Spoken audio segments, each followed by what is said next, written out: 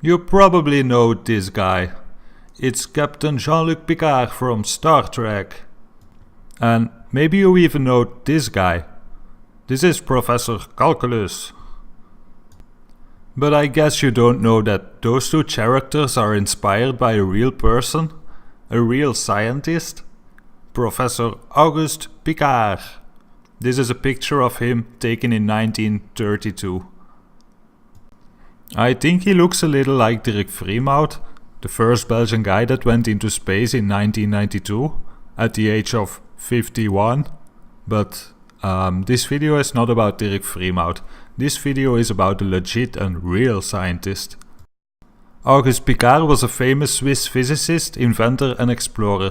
He did a lot of manned and unmanned hot air balloon flights to study Earth's upper atmosphere and cosmic rays. This was long before NASA existed. No one ever did experiments like that. He made big pressurized metal spheres to protect himself at high altitude. Massive hot air balloons took him over 10 miles into the sky, where he did different experiments. He painted one side of the sphere black, so that when it got too hot inside, they could rotate the black side towards the sun to make it colder again. A lot of things went wrong on the first trip. First of all, the German authorities tried to ban the flight because it was too dangerous. At the last minute, they decided that helmets must be worn. So Professor Piccard improvised a little with materials he could find, which was fine for the Germans. During takeoff, the motor that was designed to rotate the black side towards the sun got damaged. This means that the explorers experienced temperatures up to 40 degrees Celsius. Because of a valve problem, they could not descend when they wanted and the trip took many more hours. The press pronounced the explorers dead, but a few hours later they landed safely. They reached an altitude of 16 kilometers or 10 miles. He did 2 flights and that made him the first man to witness the curvature of the Earth with his own eyes, according to this website of Bertrand Piccard, who is closely related to Auguste, because it's his grandfather. So, since I'm a flat earther, that makes this guy very interesting for me. I never knew about this guy, they never told me in school. I found out about him thanks to The Scarecrow on YouTube, because he uploaded a very interesting video. I suggest you all subscribe to Scarecrow. He is an awesome guy that makes very good music. He's gonna be a famous rapist one day. After many different balloon flights, a few years later Professor Piccard started to build submarines to explore the depths of the oceans. Many others after him explored the atmosphere and also the ocean depths, including many members from his family, for example his son Jacques Piccard.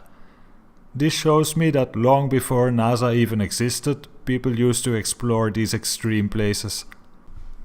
I find it strange that so many of these explorers and even NASA astronauts do missions at both high altitude and deep below the ocean's surface.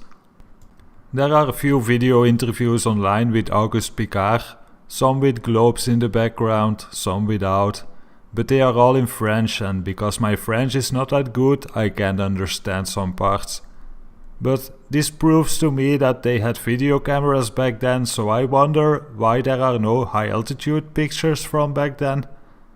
For me it's hard to fully trust all of this information because some of the experiments, like the first balloon flight, was done in cooperation with the Belgian government. And most of you probably know that I don't trust governments. But still it's an interesting person to research and I hope some other people will look into him after this video. To finish this video, please watch this clip that discusses a TV commercial related to all of this. Here's where the world begins to mock us. The world knows. I can't believe that this commercial was made. The freaks saw this on TV and had me watch it. This is where it gets really interesting. Now this is new. This is not something I shared last time. But this is a Hennessy. I guess this is Scotch, or is it cognac or what? I don't know. It's some kind of fancy liquor. Yeah. That's all right. It's fancy liquor. I never got to the real fancy stuff. Right? All right. But this is their commercial. Are we ready to play that commercial? Let's play the commercial, and then we'll talk about it. I want y'all to watch this closely. This is a true event that happened in 1931. The physicist, the Belgian-Swiss physicist, Auguste Piccard. This is a true historic event, but they didn't present it in this commercial completely accurate. But we'll deal with that in a second. But it's amazingly, once you realize what they're showing. Go ahead.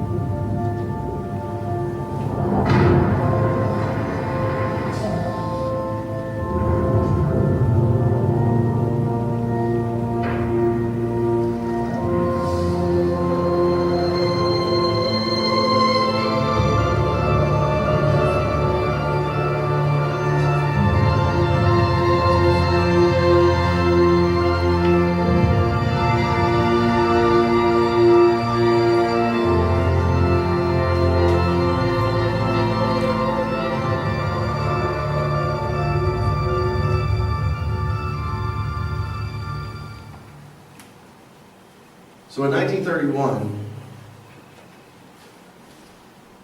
the Belgian physicist, who was also a friend of Albert Einstein and worked with Albert Einstein from time to time. I mean, this is a very intelligent man, PhD in physics, an engineer. This man created, he built this craft, he put it in, he went up, he was the first man, so he's world record setter.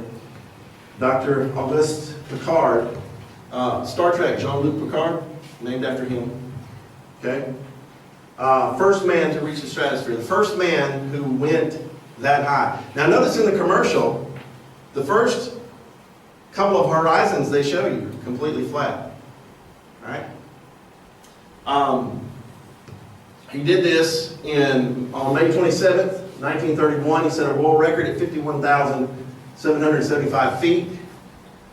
Here's a picture of, I took some stills of this. They showed us. What are they showing us here?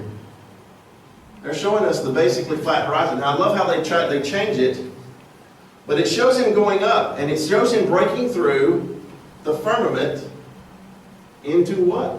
Water. They're mocking us. They know the truth, and they're mocking us. Now here's some pictures. Auguste Piccard, PhD in physics. This is a well-known historic figure. I mean, stamps of him. I mean, this is not some guy. I can't believe how I never heard of him. Here's him in the Encyclopedia Britannica.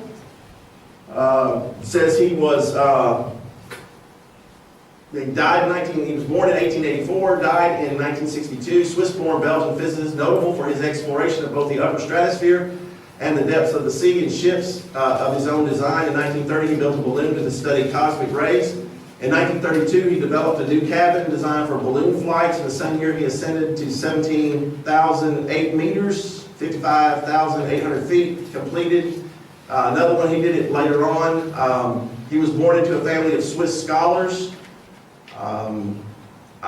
He worked with, like I said, he worked with Albert Einstein. Here's a picture of him with his assistant in the capsule that they went up in, and it had portholes, and this is a porthole. And then I found this. This is a Popular Science magazine from August 1931. He did this in May. So just a few months after his ascent to a world record height, there was an article in there, 10 miles high in an airtight balloon. Now, just so people could say that I didn't get this off the internet, I did a little research. So I went on eBay and searched for Popular Science Magazine, 1931, August edition. I found one. I paid $15 for this. It was 25 cents in 1931. Just to verify this fact, and I'm going to read this article to you. This is the testimony of a physicist, scientist, engineer, the first man to reach the stratosphere, that height. His testimony of the shape of the earth. Can I read this to you? It's on page 23. This blew my mind, getting this. Just to verify. Is that the same article?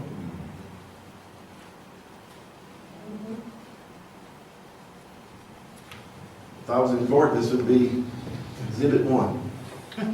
Right? Says a huge yellow balloon soared skyward a few weeks ago from Augsburg, Germany. Instead of a basket, it trailed an airtight black and silver aluminum ball. Within, Professor Auguste Piccard, physicist, and Charles Kepler aimed to explore the air 50,000 feet up. 17 hours later, after being given up for dead, they returned safely from an estimated height of more than 52,000 feet, almost 10 miles, shattering every aircraft altitude record. Oxygen tanks kept them alive while they made observations. Records of their instruments are now being checked and interpreted. First to rise safely into the upper layer of the Earth's stratosphere, they found the air pressure at 10 miles altitude so low, 1/10 of that at sea level, that a man exposed to it would perish, much as a deep sea fish burst of its own internal pressure when it's brought to the Earth's surface. Piccard and his aide found cosmic rays, mysterious radiations from outer space, they thought, of course, far more powerful than the Earth's surface, and engaged their intensity. The explorers trapped samples of upper air, blue air, as Piccard reported it to appear in cylinders. Analysis may prove it exceptionally rich in ozone, the intense blue gas supposedly responsible for the heavy side layer or radio roof. Now listen to this. The story of their adventure surpasses fiction. During the ascent, the aluminum ball began to leak. They plugged it desperately with Vaseline and cotton waste, stopping the leak. In the first half hour, the balloon shot up 9 miles through portholes. The observers saw the Earth through copper-colored, then bluish haze. Here's what he said. It seemed a flat disk with upturned edge. Now this is 1931, before NASA. Before they decided they were going to lie to us, before they conspired worldwide to lie. Some people say that there are no scientists that are flat earthers. Well, guess what? He told you what he saw. What is this magazine?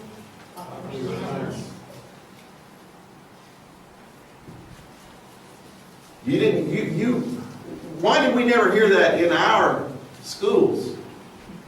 I never heard of this man. Took an Illuminati commercial